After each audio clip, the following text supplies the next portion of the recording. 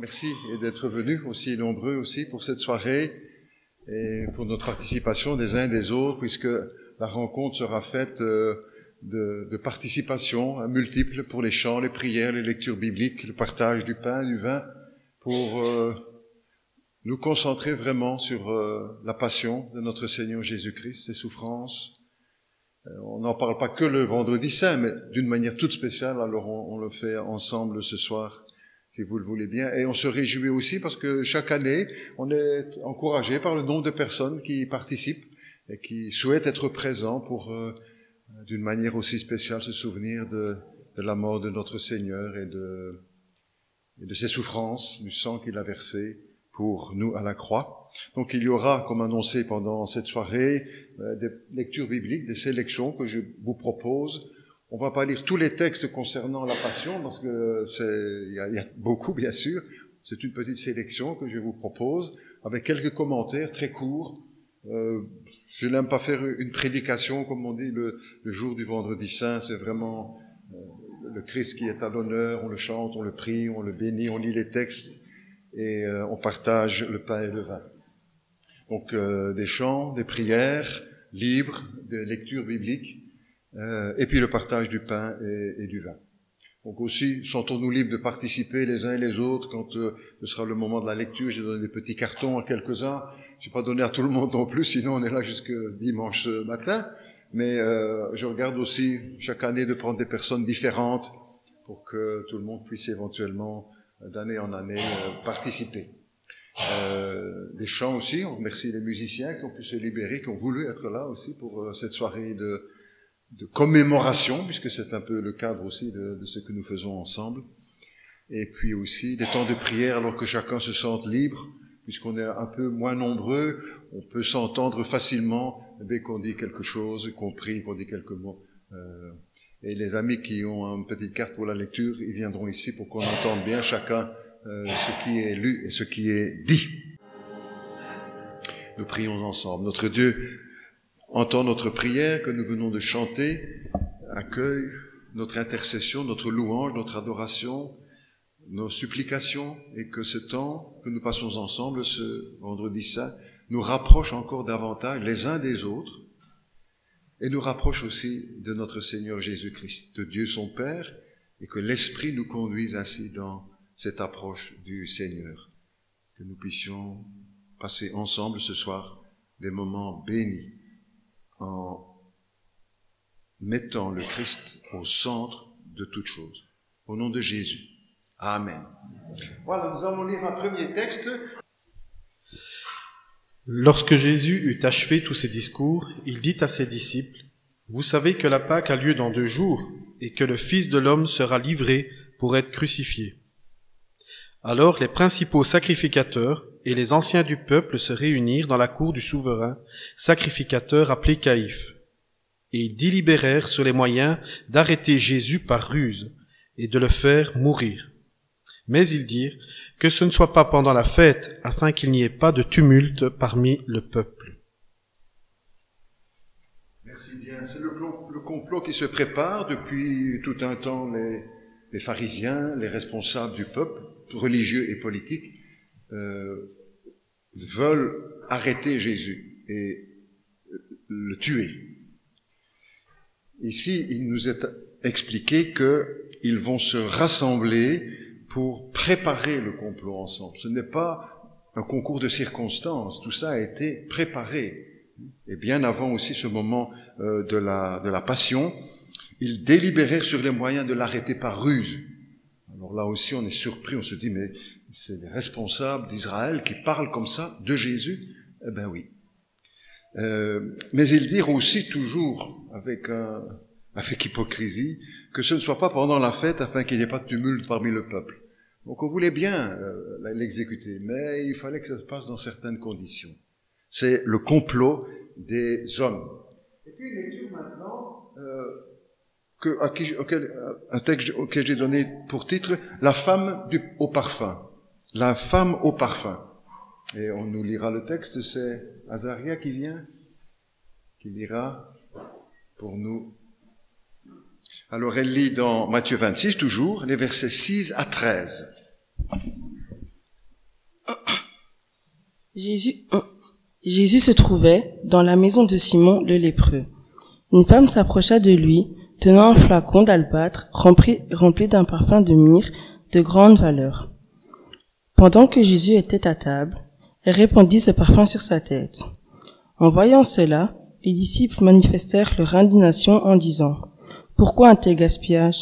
On aurait pu vendre ce parfum pour un bon prix et donner de l'argent aux pauvres. » Mais, se rendant compte de cela, Jésus leur dit: « Pourquoi faites-vous de la peine à cette femme? Ce qu'elle vient d'accomplir pour moi est vraiment une belle action. Des pauvres, vous en aurez toujours autour de vous. Mais moi, vous ne m'aurez pas toujours avec vous. Si elle a répandu cette myrrhe sur moi, c'est pour préparer mon enterrement. Vraiment, je vous l'assure, dans le monde entier, partout où cette bonne nouvelle sera annoncée, on racontera aussi, en souvenir d'elle, ce qu'elle vient de faire. » Les hommes préparent un complot et cette femme vient, elle, honorer Jésus. Et à chacune de ces vendredis saints que nous avons célébrés ensemble, chaque fois j'ai fait lire ce texte. Parce qu'en quelque sorte, on est l'accomplissement aussi de cette lecture. Parce que dans le monde entier, partout où on rapporte les événements de la passion du Christ, on parle de cette femme. Les hommes préparent un complot et elle vient honorer le Seigneur avec un parfum de grand prix. Cela est important aussi d'associer les dames dans la passion du Christ. Pas pour les associer à la croix, au sacrifice, mais leur présence. Et quand tous les disciples aussi, devant la croix, au pied de la croix, vont s'enfuir, en reniant leurs promesses, les femmes seront là. Beaucoup de femmes seront autour de la croix. Et pendant tout son ministère, Jésus a été soutenu par plusieurs femmes qui l'accompagnaient de leur service. Et cela est rapporté aussi dans les Écritures. C'est la même chose aussi dans les églises. L'église, elle ne se construit pas seulement avec les hommes. Il faut des femmes, des jeunes filles, des jeunes gens qui prennent leur place dans l'église. Ce n'est pas une deuxième catégorie, produit blanc, les dames. Elles font partie aussi du plan de Dieu dans les églises, dans les communautés. Et nous essayons aussi de respecter cela, la partition, comme on dit, même si ce n'est pas fait au pourcent près. La femme au parfum. Dans Matthieu 26, 14 à 16.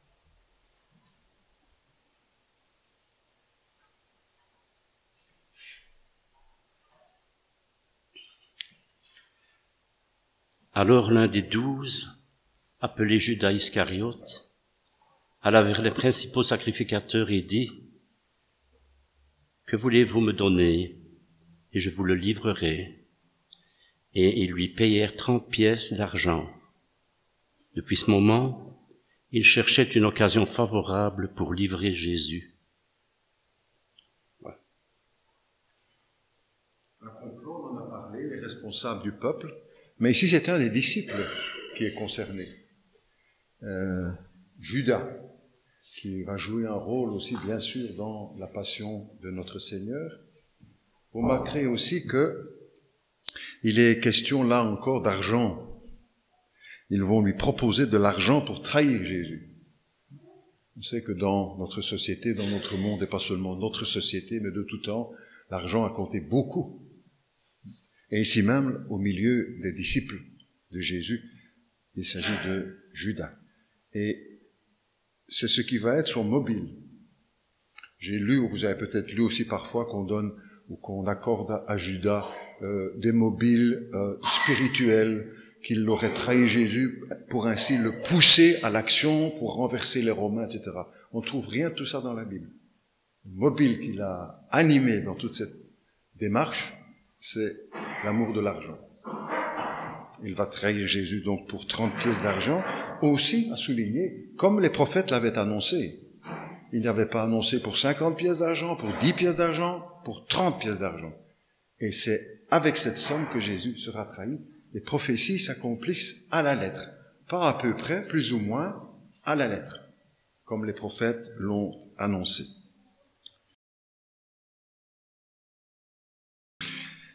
Une quatrième lecture, si vous le voulez bien, maintenant, c'est Daniel Legros qui fera la lecture. Et c'est dans Matthieu 26, toujours, avec les versets que tu annonces. Donc, Matthieu 26, de 36 à 46. Là-dessus, Jésus alla avec eux, dans un lieu appelé Gethsémani. Il dit aux disciples, « Asseyez-vous ici pendant que je m'éloignerai pour prier. » Il prit avec lui Pierre et les deux fils de Zébédée, et commença à éprouver de la tristesse et des angoisses.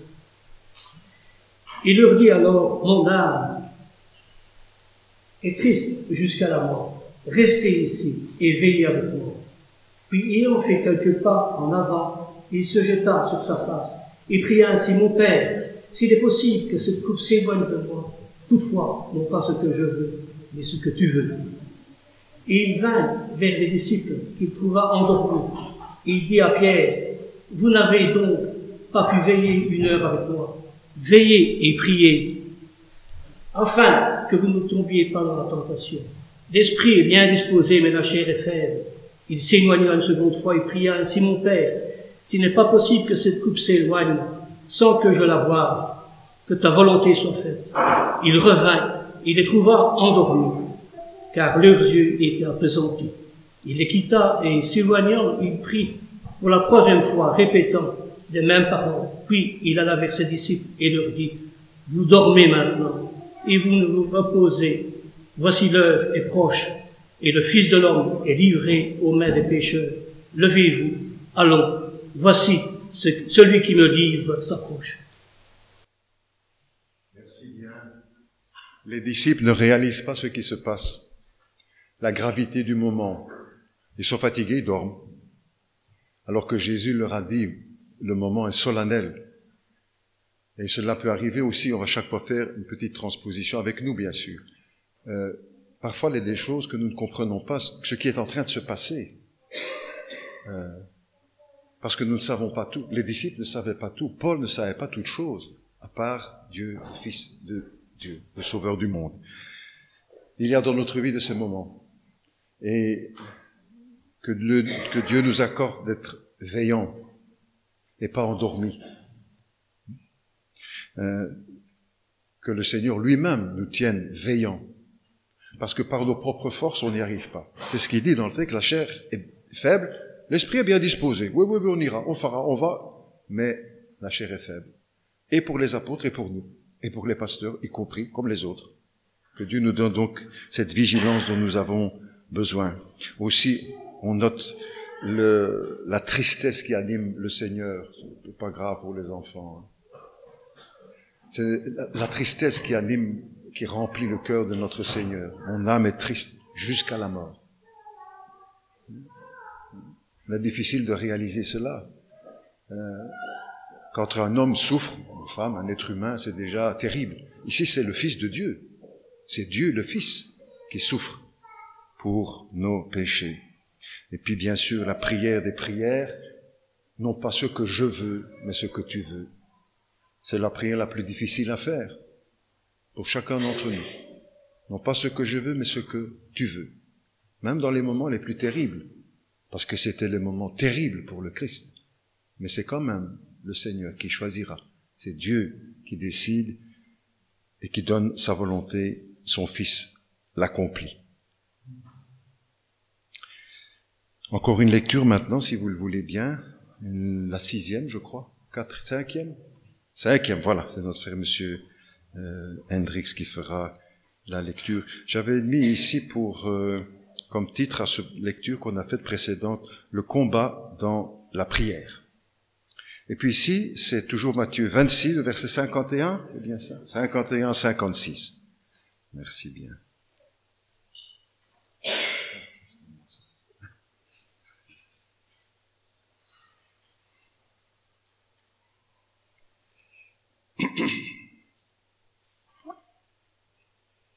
Et voici que l'un de ceux qui étaient avec lui étendit la main, tira son épée en frappant et frappa le serviteur du grand prêtre Il lui emporta l'oreille. Alors Jésus lui dit, « Remets ton épée en place, car tous ceux qui tireront l'épée périront par l'épée. Crois-tu que je ne pourrais pas invoquer mon Père, qui me donnerait aussitôt plus de 12 légions d'anges? Comment donc s'accompliraient les Écritures d'après laquelle il faut que tout ceci arrive? » À ce moment, Jésus dit à la foule, « Vous êtes sortis avec des épées et des bâtons pour me prendre, comme si j'étais un brigand. Tous les jours, j'étais assis dans le temple et j'y enseignais, et vous ne m'avez point arrêté. Mais tout cela est arrivé afin que fût accompli ce qui a été écrit par les prophètes. » Alors tous les disciples abandonnèrent et s'enfuirent. Merci bien. Au milieu de ces moments terribles, le Seigneur reste paisible, pas de violence. Pas de violence. Rentre ton épée, on n'est pas là pour faire la guerre. Et l'Église non plus n'est pas là pour faire la guerre. Tout ce que nous faisons, nous devons le faire dans un esprit paisible, sans forcer personne. L'Évangile, il s'accepte ou il se refuse. On ne sait pas forcer quelqu'un, on ne sait pas lui faire violence, même si ce sont des armes morales. Ici, c'était bien des épées, mais il faut toujours que l'Église, que les chrétiens, les pasteurs se gardent de faire pression, de manipuler quelqu'un, même pour l'Évangile, même pour les bonnes raisons. On reste droit, clair. Et on ne prend personne en otage. Les paroles du Christ nous interpellent aussi. Le Christ pouvait sortir de l'impasse en une seconde, par la prière. Il appelait son Père au secours, des myriades d'anges pour le sortir de là. Il ne le fait pas. Il a choisi aussi d'accomplir la volonté de Dieu. Le Père ne l'a pas forcé avec la mitraillette dans le dos. Allez, monte à la croix. Il a choisi. C'est la même chose aussi pour nous. Nous choisissons ce que nous allons faire. Nous choisissons ce que nous allons dire. Et que tout cela nous aide aussi à faire les bons choix. Comme le Christ. Il a choisi d'obéir. Il pouvait faire appel à son Père à l'instant et être délivré. Il a voulu mourir pour nous.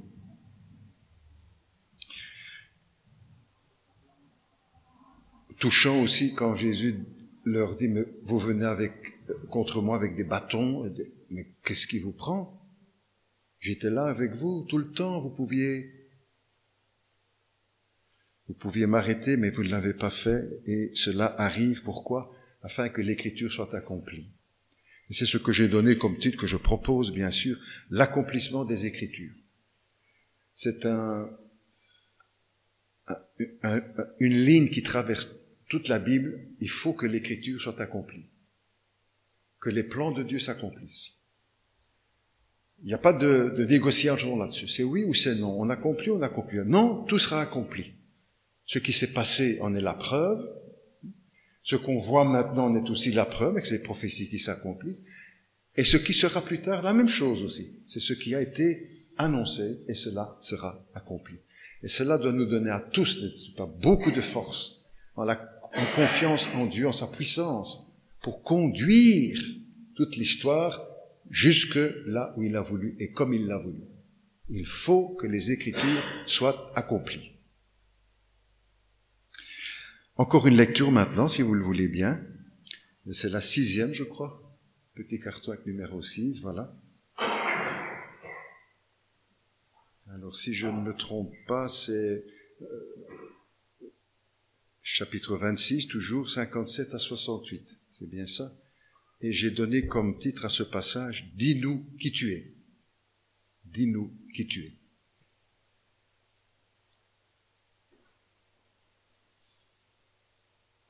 Ceux qui avaient arrêté Jésus l'emmenèrent chez le grand prêtre Caïphe, où les spécialistes de la loi et les anciens étaient rassemblés. Pierre le suivit de loin jusqu'à la cour du grand prêtre, y entra et s'assit avec les serviteurs pour voir comment cela finirait. Les chefs des prêtres, les anciens et tout le Sanhédrin cherchaient un faux témoignage contre Jésus afin de le faire mourir, mais ils n'en trouvèrent pas, quoique beaucoup de faux témoins se soient présentés. Enfin, il en vint 2 qui dirent « Celui-ci a dit, je peux détruire le temple de Dieu et le reconstruire en 3 jours. » Le grand prêtre se leva et lui dit « Ne réponds-tu rien ? Pourquoi ces hommes témoignent-ils contre toi ?» Mais Jésus gardait le silence.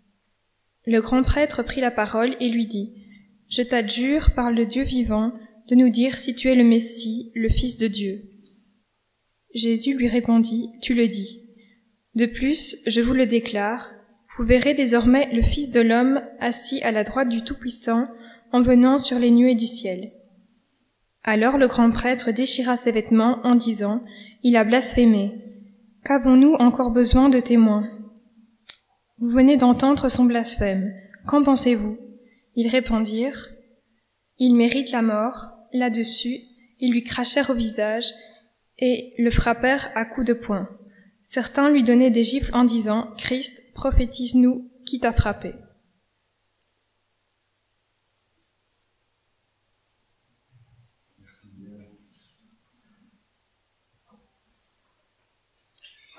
Merci bien pour la lecture. Dis-nous qui tu es. Tout au long de ces années de ministère, même les disciples n'ont pas toujours compris qui était Jésus. Et même encore après sa mort, après sa résurrection, c'est pas encore très clair. Il faudra attendre la venue du Saint-Esprit à la Pentecôte pour que les choses s'éclaircissent. Et encore, pas tout à fait.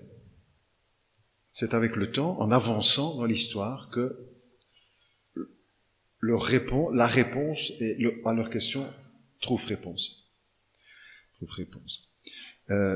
Dis-nous qui tu es.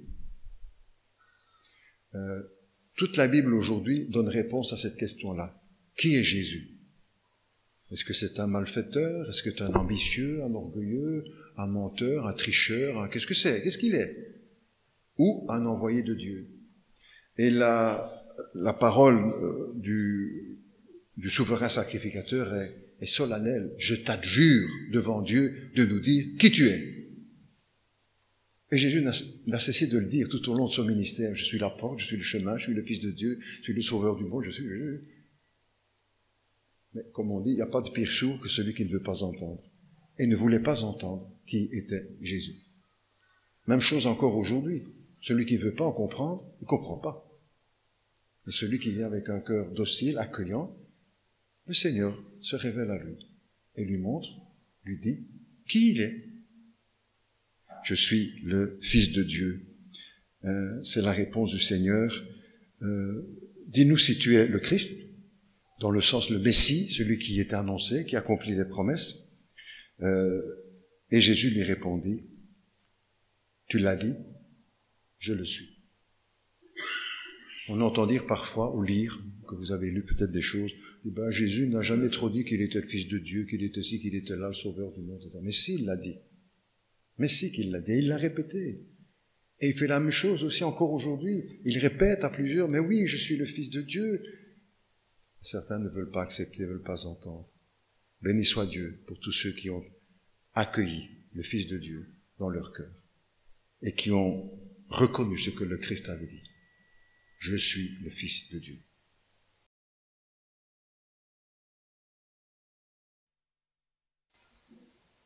Une 7e lecture, la dernière. On lit dans Matthieu 27 maintenant. Matthieu 27 si vous voulez.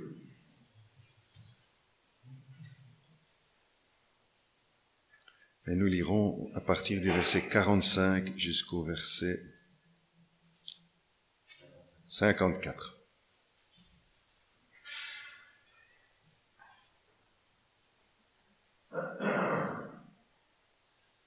Voilà, donc Matthieu 27, 45 à 54. Depuis la 6e heure jusqu'à la 9e heure, il y eut des ténèbres sur toute la terre. Et vers la 9e heure, Jésus s'écria, « Eli, Eli, lema sabachthani » c'est-à-dire, « Mon Dieu, pourquoi m'as-tu abandonné » Quelques-uns de ceux qui étaient là l'entendirent et disaient, « En voilà un qui l'appelle Élie. » Aussitôt, l'un d'eux courut prendre une éponge qu'il remplit de vin aigre. Il la fixa à un roseau pour lui donner à boire. Mais les autres dirent, « Laisse, voyons, si Élie va venir le sauver. » Jésus poussa encore un grand cri et rendit l'esprit. Alors, le voile du sanctuaire se déchira en deux, d'en haut jusqu'en bas. La terre trembla, les rochers se fendirent. Les tombeaux s'ouvrirent et les corps de beaucoup de saints endormis se réveillèrent. Sortis des tombeaux après son réveil, ils entrèrent dans la ville sainte et se manifestèrent à beaucoup de gens. Voyant le tremblement de terre et ce qui venait d'arriver, le centurion et ceux qui étaient avec lui pour garder Jésus furent saisis d'une grande crainte et dirent, « Celui-ci était vraiment fils de Dieu. »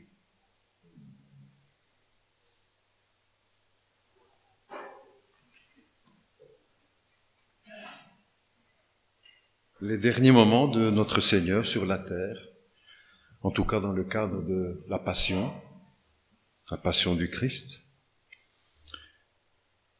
J'ai bien aimé, il y a quelques dimanches, le pasteur rappelait que le Christ était resté 6 heures sur la croix. Très souvent, on a dans la tête qu'il est resté 3 heures. En fait, 3 heures, c'est 3 heures de ténèbres, entre midi et 3 heures. Mais il était sur la croix depuis 9 heures du matin. Ça fait 6 heures sur la croix.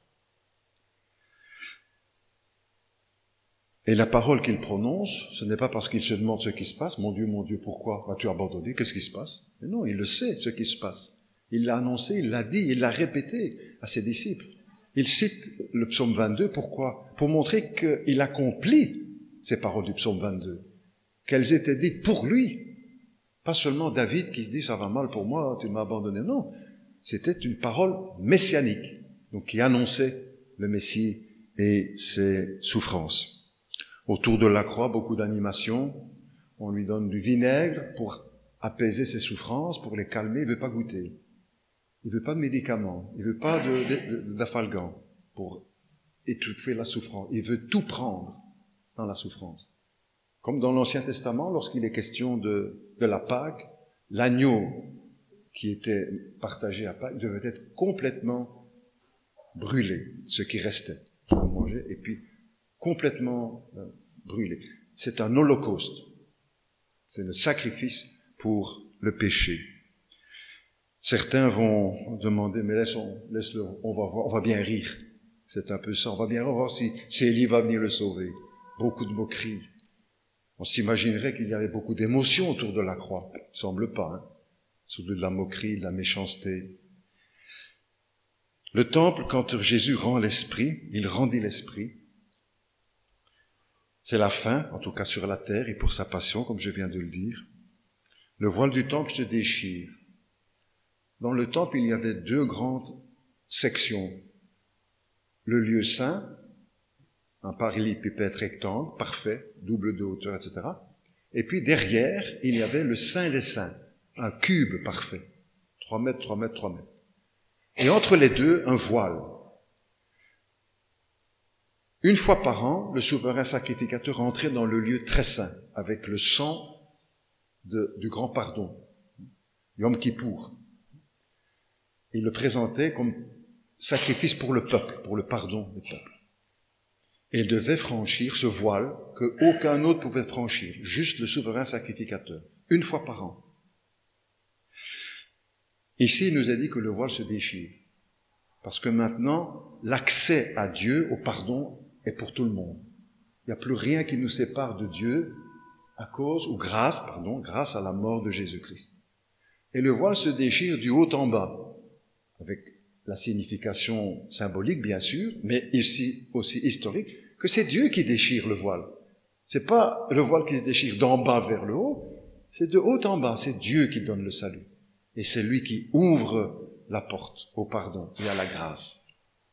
C'est ce que dira dans l'Épître aux Hébreux, nous avons un libre accès maintenant auprès de Dieu. Avant, c'était juste le souverain sacrificateur, et encore dans beaucoup de conditions. Aujourd'hui, par le Christ, nous pouvons nous approcher de lui, sans crainte. Les paroles du centenier sont aussi l'un des plus beaux témoignages dans l'Écriture. Assurément, cet homme était le Fils de Dieu. Il risquait aussi en disant cela, n'est-ce pas? Parce qu'il se mettait du côté du Christ contre les Romains. Lui, le centenier romain, qui préside au supplice de Christ.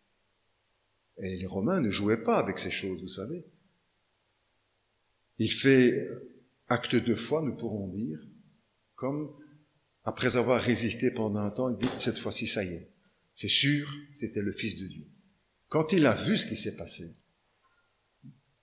quand il a vécu ce qui s'est passé, assurément, cet homme était le Fils de Dieu. C'est ce que nous croyons aussi.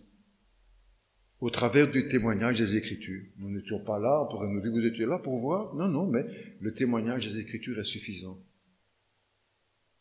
Et il est donné pour tous les siècles, et en tout lieu. Au XXIe siècle, pour la rue des Caillas, et le reste du monde, bien sûr. Les manifestations qui accompagnent la résurrection, la mort de notre Seigneur Jésus, et le témoignage qui en ressort. Que nous puissions aussi, dans les jours qui viennent, et les années que le Seigneur nous accordera encore, de pouvoir aussi, comme ce centenier, témoigner et dire notre foi en Jésus-Christ, qu'il est vraiment le Fils de Dieu. Et que plusieurs puissent ainsi venir à Jésus, le Fils de Dieu. Nous ne cherchons pas à faire des protestants, des évangéliques, mais à faire des chrétiens qui ont compris que Jésus est le Fils de Dieu, qu'il est le Sauveur, que nous avons à lui demander pardon pour nos péchés, pour pouvoir bénéficier, recevoir la vie éternelle. Notre Dieu et notre Père, nous voulons te bénir. Nous venons avec nos pauvres mots, parfois répétés tant de fois, mais qui viennent de notre cœur. Et c'est ce qui leur donne de la valeur. C'est ce qui leur donne du poids, de la richesse. Parce que tu ne cherches pas des belles prières, des belles phrases, de belles pensées. Tu cherches la sincérité de nos cœurs. Parce que tu es aussi un Dieu qui a du cœur, un Dieu d'amour, un Dieu qui parle à notre cœur, un Dieu qui touche notre cœur, un Dieu qui purifie notre cœur.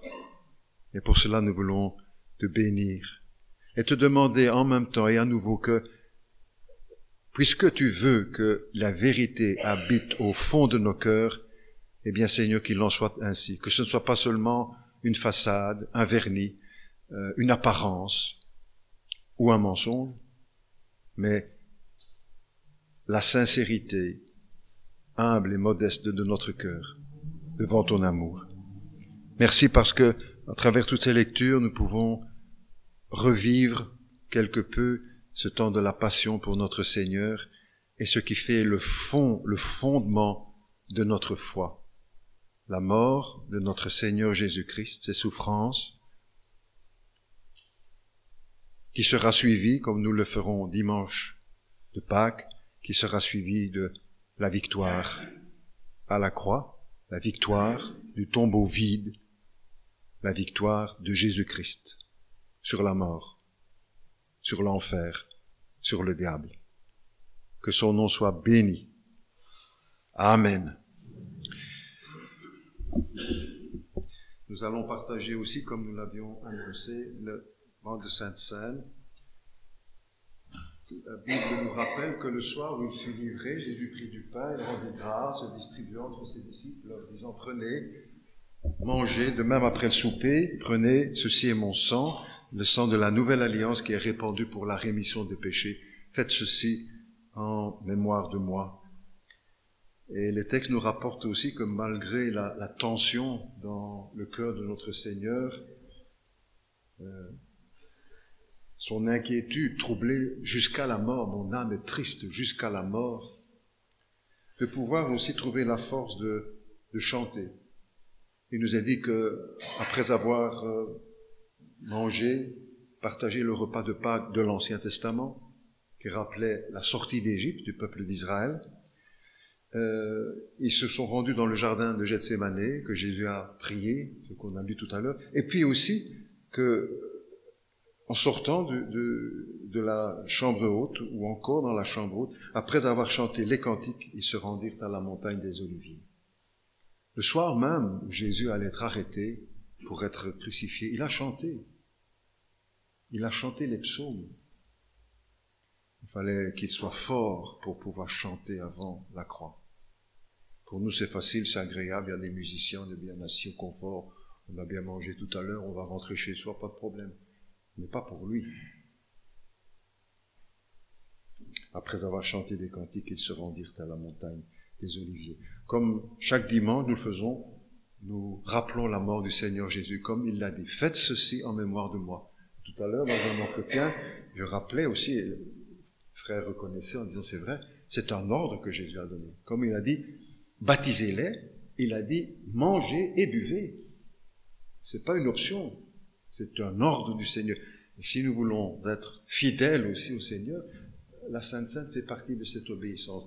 Selon aussi les prémices, les événements précédents, la conversion, la repentance, le baptême, mais aussi cet ordre de prendre le pain et le vin en souvenir de ses souffrances. C'est ce que nous voulons faire ce soir. Nous faisons les mêmes réserves que chaque dimanche matin, je ne vais pas les répéter. Ceux qui veulent participer à ce repas voudront bien se lever. Je demanderai aux anciens de venir près de moi aussi pour le service à la table. Daniel, si tu veux aussi nous accompagner.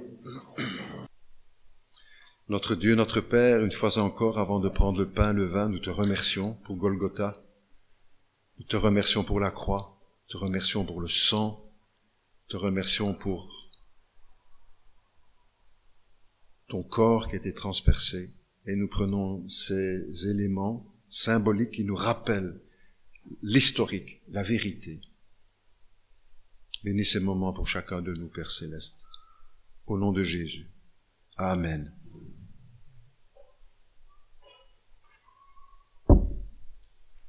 Comme nous le redisons aussi parfois, ce pain n'est pas du pain magique, c'est pas du pain qui sauve, c'est pas du pain spécial. C'est le pain qui nous fait penser à Jésus-Christ. Faites ceci en mémoire de moi, a dit Jésus. Prenez, dit Jésus, et mangez. Faites ceci en mémoire de moi. De même après le souper, Jésus prit la coupe, la rendit grâce et dit, cette coupe est la nouvelle alliance en mon sang. Faites ceci en mémoire de moi. Prenez, dit Jésus, et buvez. Ceci est mon sang. C'est le sang de la nouvelle alliance. Il est répandu pour la rémission des péchés. Faites ceci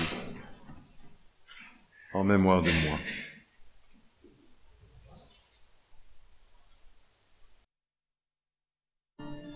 Merci notre Dieu parce que nous avons la certitude que tu veux nous pardonner. Ta parole nous dit en effet que Dieu ne veut pas la mort du pécheur, mais qu'il se repente et qu'il vive. Merci parce que par ton pardon, nous pouvons vivre. Vivre avec Christ, vivre pour Jésus-Christ.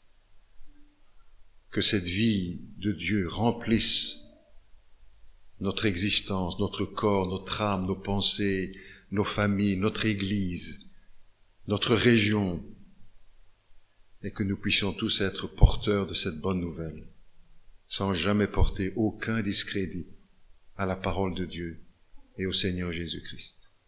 Que la gloire soit au Père, au Fils et au Saint-Esprit. Amen. Amen. Merci bien, les amis.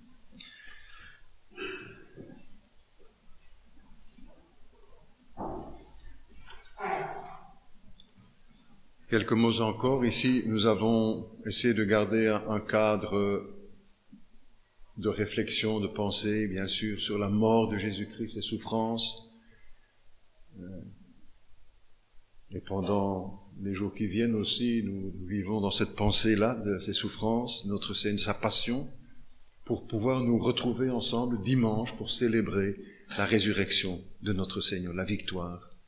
Ce qui fait la différence entre le christianisme et tout autre système religieux ou philosophique dans le monde. Tous les grands maîtres de religion s'arrêtent devant la tombe. Ils ne savent pas aller plus loin. Le Christ, oui, il vit. Et Jésus a dit, parce que je vis, vous vivrez aussi. Voilà, nous nous donnerons rendez-vous dimanche matin pour célébrer la Pâque, la résurrection de notre Seigneur. Nous aurons avec nous les enfants qui participeront, les enfants de l'école du dimanche qui ont préparé des chants.